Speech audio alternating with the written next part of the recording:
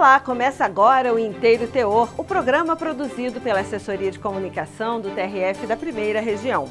O assunto principal desta edição são os riscos da pornografia infantil. O TRF da Primeira Região mantém condenação de homem por armazenar e compartilhar vídeos com cenas de sexo envolvendo crianças e adolescentes. No IT Entrevista, a presidente da Comissão Nacional de Defesa dos Direitos da Criança e do Adolescente da OAB fala do papel de pais e professores na prevenção à pedofilia. É a partir de agora. Fique com a gente.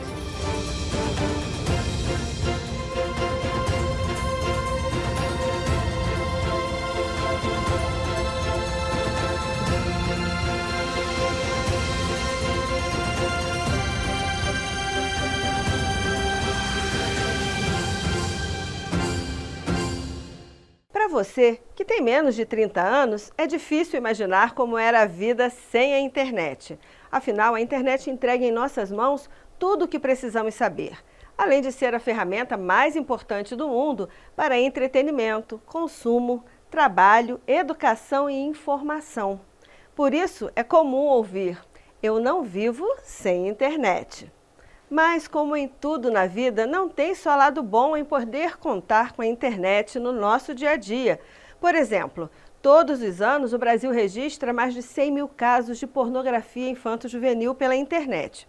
Os dados são da SaferNet, uma organização não governamental especializada em direitos humanos. Com tantas ocorrências, casos acabam chegando à Justiça Federal. A reportagem de William Nascimento traz um desses casos e também dicas de como fazer para minimizar esses riscos.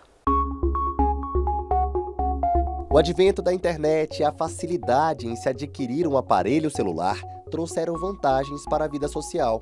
Lazer, estudos, entretenimento e comunicação são algumas delas. Por outro lado, existem também ameaças, principalmente para as crianças. De acordo com a Pesquisa Nacional por Amostra de Domicílios, divulgada pelo IBGE em meados de 2022, mais da metade das crianças brasileiras entre 10 e 13 anos possui telefone móvel para uso pessoal. É o caso do Gabriel, de 10 anos. E a mãe, a professora de teatro Mariane Marinho, se preocupa com os riscos e, por isso, não abre mão de monitorar o uso do filho. Ele gosta muito de jogos. Mas eu acho que uma primeira coisa que a gente estabelece aqui em casa é um diálogo muito franco. Eu sou muito franca com ele com relação a esses perigos, com relação a que nem todo mundo que está ali no jogo está com a intenção só de jogar. Esse controle, né, de ver ali quais são os aplicativos que ele tem no celular, no computador. E principalmente isso, né, o diálogo, eu acho que é a principal chave, porque se eu estabelecer essa confiança com ele, é mais fácil dele me contar se acontecer alguma coisa, ou eu perguntar também. A servidora pública Juliana Pinheiro de Aquino segue a mesma linha de raciocínio.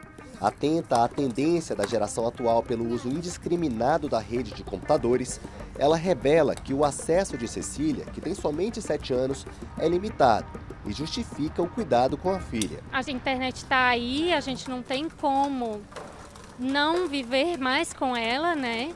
É uma coisa que se estabeleceu.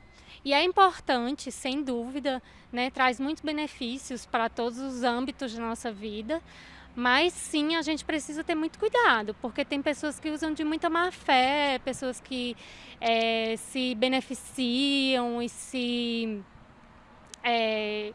interessam em prejudicar mesmo as pessoas em todos os sentidos, né? Especialmente nas crianças que são vulneráveis, que não têm discernimento e precisam de um responsável para guiar, né? São muitos os riscos que envolvem o uso da internet por menores de idade sem um acompanhamento criterioso. O psicólogo e psicanalista Pedro Martini Bornaldo destaca algumas artimanhas de pessoas mal intencionadas para conseguir imagens íntimas de crianças e adolescentes na web. Às vezes usa um perfil fake, às vezes até com dinheiro, né? Você pega às vezes uma adolescente que está em vulnerabilidade, pede para mandar uma foto e oferece dinheiro, né? E aí depois que, se essa adolescente acaba oferecendo, muitas vezes em vulnerabilidade social, pode acabar mandando, faz chantagem, fala que vai mandar para a mãe, que vai mandar para o pai, que vai espalhar na escola, e consegue, de alguma forma, manter essa conexão com o adolescente. Então, existe desde a sedução, que eu acho que é uma prática que eles fazem, como eu falei, dos fakes, até a ameaça, né? A presidente da Comissão Nacional de Direitos da Criança e do Adolescente da OAB, Rebeca Sodré, explica que a maior parte dos crimes de pedofilia ocorre dentro de casa, praticado por pessoas próximas e do convívio da vítima. A advogada alerta que tanto quem produz como quem consome o material de pornografia estão sujeitos a responder criminalmente. Vale ressaltar que o criminoso ele é punido, o pedófilo ele é punido, independente se aquelas imagens são imagens sexuais de cunho real. Muitas vezes ele simula, né, uma relação de abuso e aquilo também é punido no nosso ordenamento jurídico brasileiro. As pessoas que também, porventura, compartilham esse tipo de imagem também têm essa punição, porque muitas vezes a gente acha que somente quem produz esse tipo de imagem que vai ter punição. Não. Se você é consumidor desse tipo de conteúdo, você também vai ser penalizado, e principalmente se você reproduz ele e se você encaminha esse tipo de material. De acordo com o Estatuto da Criança e do Adolescente, o ECA, adquirir, ter ou armazenar por qualquer meio fotografia, vídeo ou outra forma de registro que contenha cena de sexo explícito ou pornográfico envolvendo menores de 18 anos pode resultar em condenação a uma pena de 1 a 4 anos de prisão, além de multa. O tempo de reclusão pode variar de 4 a 8 anos se houver produção, reprodução, direção ou registro desse tipo de conteúdo. O mesmo vale para casos de venda ou exposição para compra do material.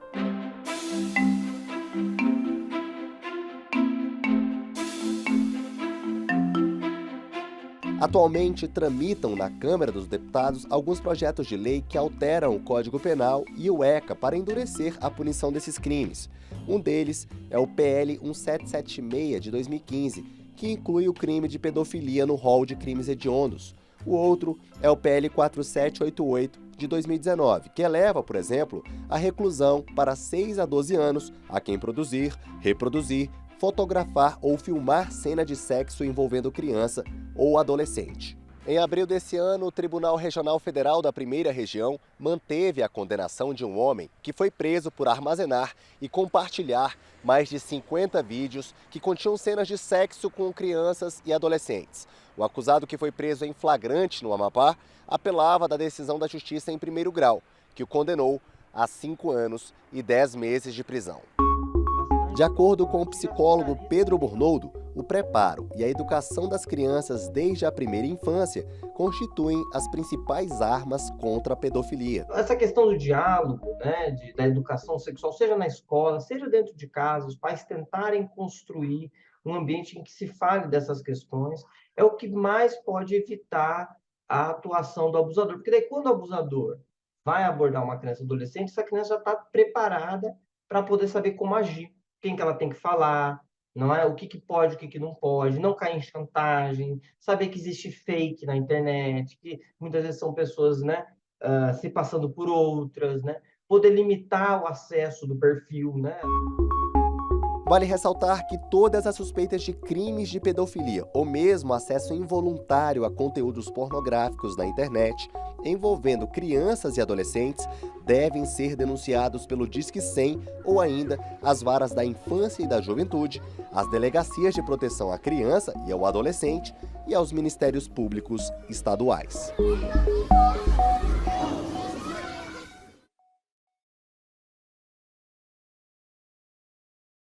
Vamos retomar o assunto da pornografia infantil ouvindo as dicas da presidente da Comissão Nacional de Defesa dos Direitos da Criança e do Adolescente da OAB, Rebeca Sodré, para ajudar os pais a protegerem seus filhos da pedofilia. Doutora Rebeca, de que maneira a sociedade como um todo pode combater os crimes sexuais praticados contra crianças e adolescentes? A gente sabe que não é só a questão da punibilidade que acaba com esse tipo de crime, não é isso, mas é necessário que esse criminoso, sim, venha pagar por todos os atos que ele cometeu, mas principalmente eu falo sempre que para crimes sexuais e qualquer tipo de violência contra criança e adolescente, o principal forma de coibir é a educação, é realmente a divulgação de informação. né? Essas crianças e adolescentes, eles precisam saber o que é o seu corpo, o que são partes íntimas, o que não podem ser tocado, e a gente acabar com esses tabus. A gente tem que discutir, sim, isso na escola, dentro de casa, porque são os principais ambientes onde ocorre esse crime, né? Mais de 70% dos crimes de pedofilia ocorrem dentro de casa, no ambiente familiar. Agora, doutora, como a senhora disse, a maior parte dos crimes sexuais contra menores ocorre dentro da própria casa da vítima.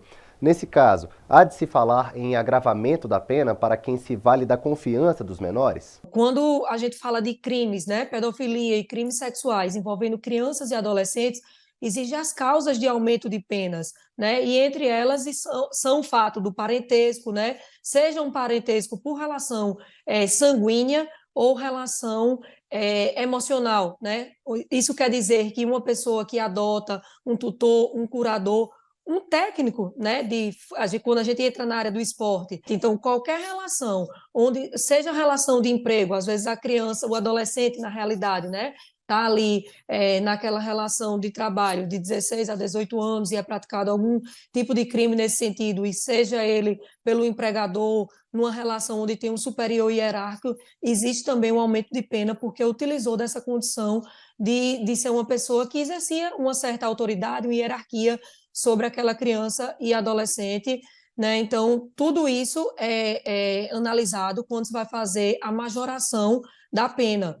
Doutora Rebeca, como identificar se a criança ou o adolescente está sendo vítima de uma violência sexual ou mesmo se ela está sendo coagida de alguma forma a fazer fotos ou vídeos de conotação erótica? Observe, fique atento ao comportamento da criança, mudanças de humor. Fique atento também se aquela criança, de repente, está mais sonolenta, sinais físicos também, porque muitas vezes aquela criança passa a se cortar ou mesmo ter machucados nas áreas, né, íntimas, nas suas genitálias. Então, é importante que o pai e a mãe fiquem atentos a cada sinal desse. A criança, às vezes, passa a ter um comportamento de regressão, ela começa a fazer xixi na cama, ela também tem uma piora no desempenho escolar e muitas vezes ela passa a ter uma aparência descuidada. Como assim? Ela simplesmente não quer mais se arrumar, não quer colocar certos tipos de roupas porque ela quer realmente que a aparência dela se torne mais feia, mais desagradável, para que